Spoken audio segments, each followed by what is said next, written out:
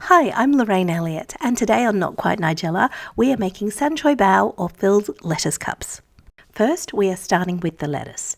Bash the lettuce core against the bench to loosen it, and then cut the conical core out.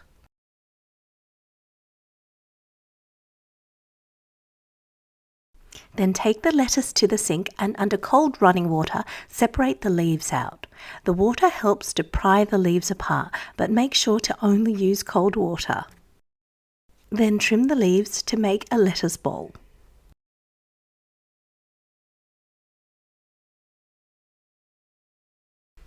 I'm going to show you the best way to dice an onion taught to me by a chef. Take one onion half, roots still attached, and cut the top off.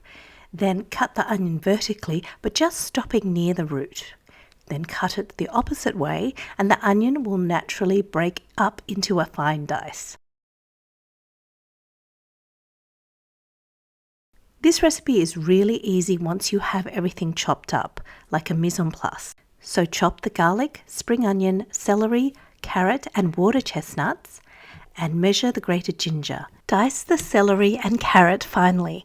For the carrot, slice the side of the carrot so that you always have a flat surface to chop on, and that makes chopping safer. For the tinned water chestnuts, we don't need these to cook through, so we don't dice these up. I just slice these into larger pieces. Then mix all of the sauces together. That's hoisin, oyster sauce, soy sauce, Shaoxing wine, sesame oil and sugar.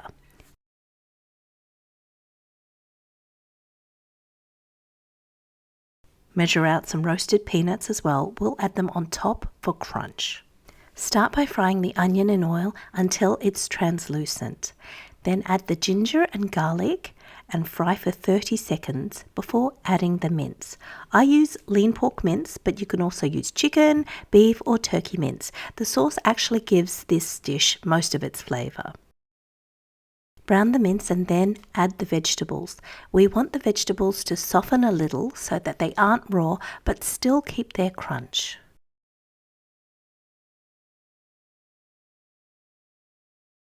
Add the sauce and then cook this off until there isn't much liquid left. This is to avoid liquid dripping out of the lettuce cup when you eat it.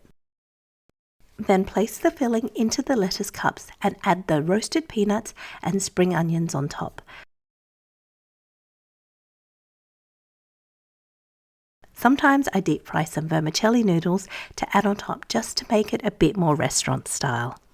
This is one of my favourite everyday dinners because it's easy, healthy, and makes great leftovers. Please subscribe for more delicious recipes.